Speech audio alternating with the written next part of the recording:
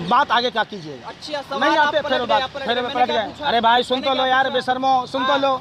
नारी सम्मान में हमेशा साधु संत खड़े रहे हैं, मानव कल्याण में हमेशा साधु संत खड़े रहे हैं, तो वो साधु हो ही नहीं सकता जो देश के बहन बेटियों के यौन शोषण करने वाले आरोपी का विरोध ना करें। मोदी जी या तिरस्कार, देखिए सवाल आप लोग जिस तरीके से साधु संतों पर ठीकरा फोड़ते और साधु संत कभी राजनीति नहीं करते।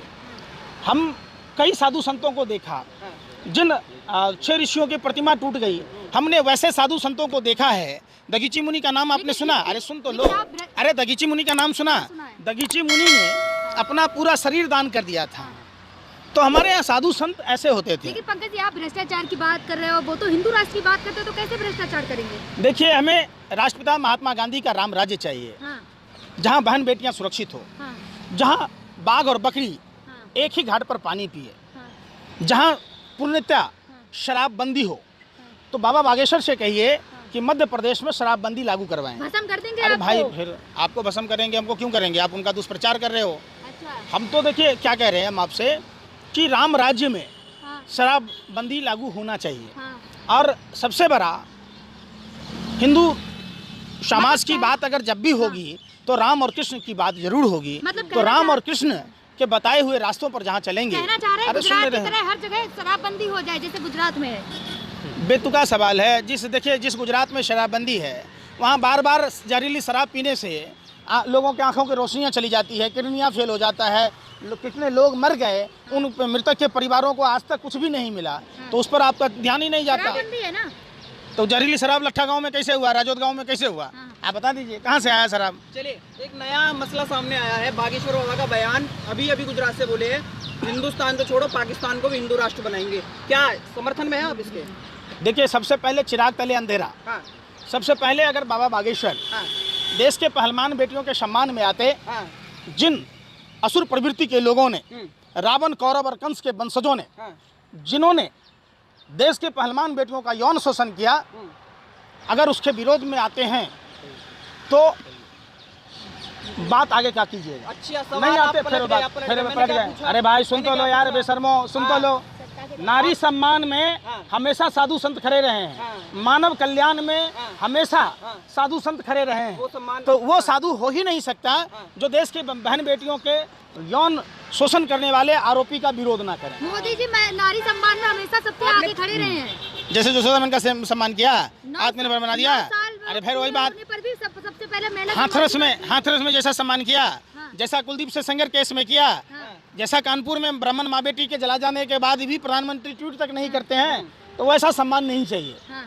आपने जवाब नहीं दिया। ले भाई सुन तो लीजिए, अभी देश में, अरे भाई सुन तो लो, अभी पाकिस्तान, हिंदुस्तान, हिंदू और मुसलमान का मसला ही नहीं है। अभी मसला देश में है कि हिंदुस्तान की पहलवान बेटियों को इंसाफ कैसे मिलेगा। हाँ, आप इस पर आइए, आप घुमाइए फिराइए मत, जो भारतीय जनता पार्टी से स्क्रिप्ट मिला उस पर बात कर रहे हैं। बहुत हरिद्वार गए हैं अपने मेडल विसर्जित करने। देखिए, पहलवानों ने तो ऐसा कहा नहीं आपको, पहलवानों ने ट्वीट करके कहा है बजरंग पुनिया ने। देखिए, हम तो उनसे हाथ जोड़कर विनती करेंगे कि ये देश के मान सम्मान का बात है। अगर किसी पागल ने आपके मेडल को 15 रुपए से आंक दिया है, इसका ये मतलब नहीं कि देश के मान सम्मान और स्वाभिमान को आप इस तरीके से कहें। आपसे हाथ जोड़कर विनती है कि ये देश का मान सम्मान है, इसे अपने घर में संजो कर रखें देश के लिए और देश के 143 करोड़ आवाम के लिए। उन्होंने कहा है कि विसर्जन करने के बाद हम इंडिया गेट पर अनशन करेंगे। देखिए, बिल्कुल निश्चित तौर पर इनको तो सरकार को चाहिए कि इनको आमरण अनशन करने की ज़रूरत न पड़े। एक छोटा सा बात है कि ब्रजभूषण शरण सिंह को जेल में डाल दीजिए। रामलीला मैदान में, जहां देश के ही नहीं विश्व के सभी जगह के मीडिया के लोग भी हों मौजूद, और लाइव उनकी जांच हो, ताकि देश को पता चले दूध का दूध, पानी का पानी। राजपूत समाज सड़कों पे आ जाएगा अगर ब्रजभूषण को हाथ भी लगाया तो। ट्वीट आ रहे हैं उन लोगों को। कितने मूर्ख लोग हो आप। क्षत्रिय समाज हमेशा से, समझिए, किसी एक व्यक्ति से पूरे समाज को कलंकित मत करिए आप। बड़े बड़े संगठन। अरे भाई, मैं कह रहा हूँ, मैं क्षत्रिय समाज को देखा है जिन्होंने बहन बेटी की सुरक्षा के लिए, जिन्होंने मातृभूमि की रक्षा के लिए अपने सर कटा दिए, लेकिन कभी सर को झुकाया नहीं। तो हमें उम्मीद है और हमें विश्वास भी है कि क्षत्रिय समाज ब्रजभूषण शरण सिंह के खिलाफ है। अरे सुन तो लो, मेरी बात सुनने रहे। हमारे पास कम से कम 1000 से 5000 ऐसे क्षत्रिय समाज के कार्यकर्ताओं नेताओं का फोन आया कि हम लोग आपके साथ हैं।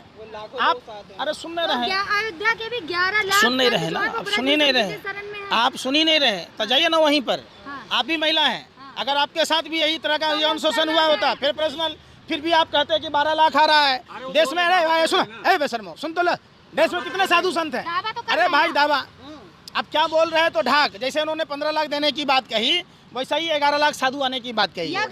इनको नहीं पता है ना, जैसे अरे भाई पूरे भाजपा आरएसएस में शून्य कितने होते हैं और शून्य की क्या वैल्यू है इसका पता ही नहीं है, किसी को नहीं। वो तो ये भी बोल रहे पॉक्सो एक्ट को चेंज कर देंगे ब्रजभूषण की। ब्रजभूषण शरण सिंह देश है, ये देश में संविधान है। अरे भाई सुन तो लो, देश में संविधान है, देश संविधान से चलेगा और देश में सुप्रीम कोर्ट भी है, तमाम तरह की संवैधानिक संस्थाएं हैं। आप इंतजार कीजिए और निश्चित तौर पर दोषी को बख्शा नहीं जाएगा, दोषी पर कार्रवाई होगी। लेकिन पंकज जी स्मृति ईरानी जिस तरीके की महिला पहलवानों के लिए कुछ नहीं बोला अब तक, लेकिन नए पार्लियामेंट में बैठ के जो अमित शाह जी ने सेल्फी ली थी वो शेयर करते हुए कहा है। निश्चित तौर पर सत्ता का अहंकार स्मृति ईरानी पर इतनी आ गया है कि स्मृति ईरानी को सच क्या है झूठ क्या है समझ में नहीं आता।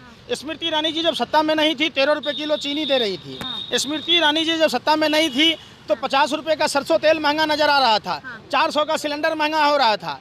उस समय स्मृति ईरानी जी बोल रही थी कि भाई आपको चीनी कितने में मिलता है, 40 रुपये, हमारी सरकार आने दीजिए 13 रुपये मिलेगा। तो चीनी का रेट देख लीजिए, आज का सिलेंडर का रेट देख लीजिए, 13 रुपये तो मिलना दूर की बात है, आसानी से चीनी नहीं मिलता गाँव में। जहाँ राशन कार्ड पर लोगों को चीनी मिलती थी वो चीनी भी बंद हो गई। तो ये जो कहते हैं ठीक इसके विपरीत काम करते हैं। लेकिन हम फिर हाथ जोड़कर आप लोगों से कहते हैं कि देश के तमाम लोगों को अपने अपने जाति धर्म भाषा प्रांत से ऊपर उठकर महाकालेश्वर का कसम खाते हुए, उज्जैन के भ्रष्टाचार को भी उजागर करते हुए, और जो ब्रजभूषण शरण सिंह देशद्रोही का काम किया है और जिसने यौन शोषण का जिस पर आरोप लगा है उस पर कार्रवाई होनी चाहिए। आप भाजपा को गलत बताते हैं, मुस्लिम बड़े नेता हैं मदनी, वो भी कह रहे हैं कि भाजपा को वोट देना चाहिए यार, सही है, सब सही चल रहा है। मदनी को भी कह रहा है कि जो वो भी कह रहे हैं भाजपा को वोट दो किसमें। मदनी मतलब क्या पूरा देश का हिंदू मुसलमान या मदनी धर्मगुरु हैं, समझो।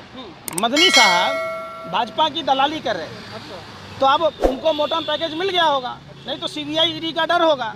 जब मुसलमानों पर जुल्म और अत्याचार होते हैं, एक बात बताओ, अरे भाई सुन तो लोग कहाँ लड़ते हैं। बिहार में किशनगंज में अलीगढ़ मुस्लिम यूनिवर्सिटी का ब्रांच खुला, अब फंडिंग रोक दिया गया, कभी मदनी साहब ने कुछ बोला?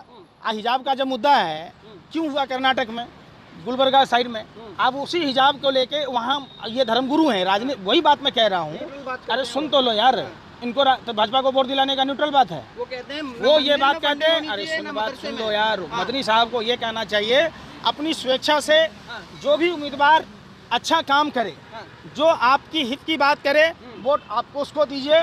धर्मगुरु का कहने का मतलब ये होता है, धर्मगुरु वो हो ही नहीं सकता जो किसी खास धर्म के आदमी को ये कहता हो कि आप दूसरे को वोट दीजिए। ठीक है।